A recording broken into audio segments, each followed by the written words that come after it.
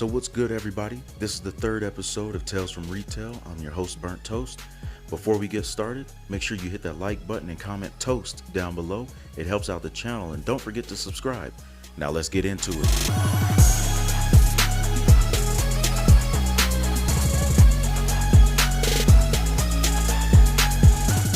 First up, we have, you should have explained why I am late better. I used to work in a store that sold glasses and also did sight tests. I was working the reception desk one day and this lady comes in with 4 kids and a cast on her leg.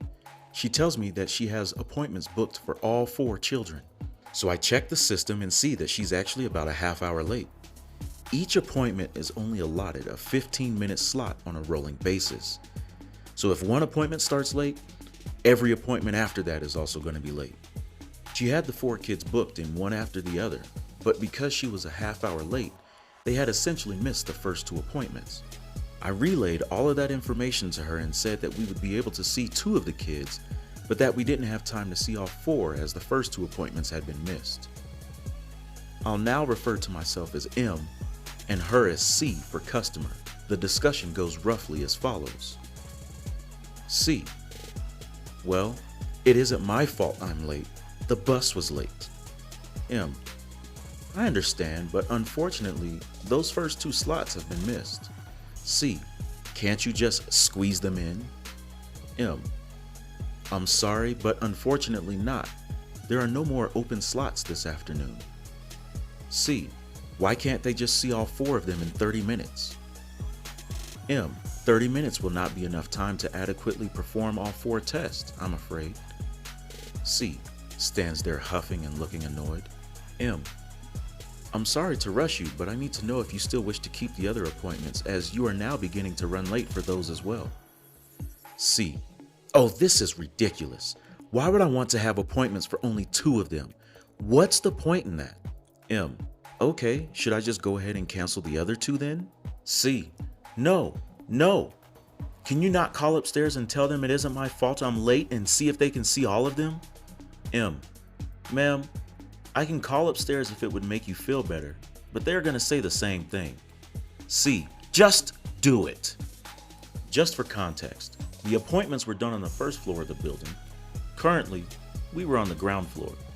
Once I had checked people in, we would send them upstairs. So I called up, basically explained that this lady was 30 minutes late but wanted to know if there was any way we could fit in all 4 kids.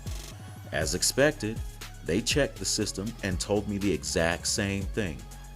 No other slots available. We could only fit in 2, by now probably only 1 of the 4 kids. Once I got off the phone, I told her the results of the discussion and she went mad. C: oh my God, you didn't even tell them it wasn't my fault. You didn't tell them the bus was late and you didn't tell them about this. Gestures to leg and cast. It took me longer than usual to get here. That isn't my fault. You don't even want to help me. I won't be coming back here again. Then she stormed out, slowly because of the cast, with her kids in tow. I mean, I will never understand people who take so little responsibility for themselves. This woman managed to plop 4 kids out of her but can't accept that if she is walking slower because of a cast, then she should have maybe planned ahead that it might take longer to get places. Also, if you are late for your appointment, we don't care whose fault it is. I cannot change time. It isn't a personal slight against you when we tell you that you're late. It is a very simple and basic fact. I don't need intimate details about your life and all the reasons you are late. It is irrelevant. If you're late, you're late. All I care about at that point is whether I can fit you in or not. And whoever's fault you think it is that you're late, I don't care about that either. It certainly isn't mine. Maybe she can opt in for a hover round next time. I hear those things are pretty mobile.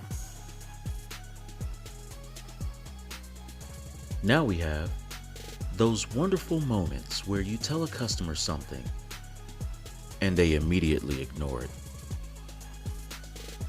So this happened to me twice yesterday within an hour.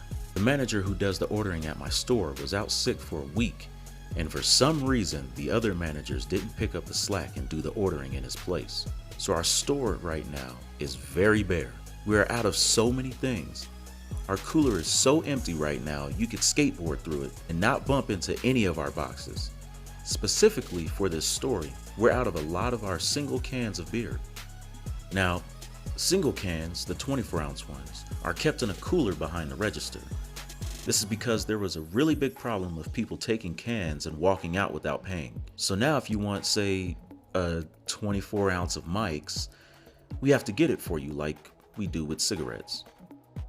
We were out of all our tall cans of Bud Light, Budweiser, and Natty Daddy. This one guy who buys like half a case of Natties every day came in and said he wanted 6 Natties, and I had to tell him we were out, and asked if there was something he wanted instead. Him. I said I wanted 6 Natty Daddies. And then a few seconds later, it was just that. Oh, you're out. Like, I just said we're out. He grumbled and said he needed a minute to figure out what he wanted.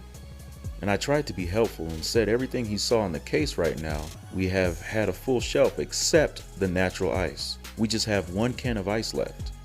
He immediately responded that he wanted natural ice so I can get him our last can. I wanted 3. I just kind of stared at him, trying my best not to let the irritation show. As I said, we only had the 1 can left. He claims he didn't hear me. I wanted to respond that no, he wasn't listening, but didn't because some things you don't say out loud. And before you say hearing problems, I know the guy. He isn't hard of hearing. He's just one of those people who actively choose to not listen to what employees are saying. The other one, I don't know what was going on with him. He was on his phone basically screaming into it as he talked, and maybe that's why he ignored what I said. Wanted a whole case worth of our tall cans, 6 high gravities, and then asked for 6 Budweisers. I had to explain we are out of Budweisers, and then he said 6 Bud Heavies, which I learned later was apparently another name for Budweiser. I assumed he meant Bud Light, which didn't change anything because we had sold out of that on Sunday. This went on for 4 times.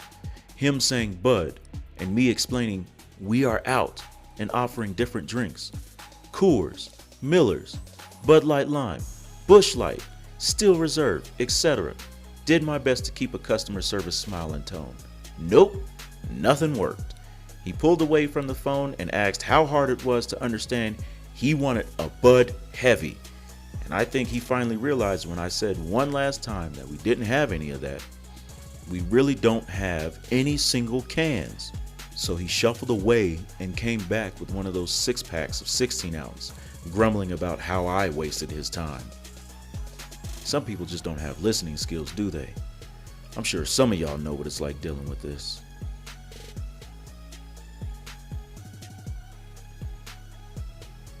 Well, that's all for today, everyone. Thank you for listening to this episode of r/Tales from Retail. If you would like to hear more, make sure you drop a like and leave a comment down below. Let me know what you think of my content so far. And don't forget, share and subscribe. And hit that notification bell so you stay up to date on my latest installments. Thanks again, and see you on the next one.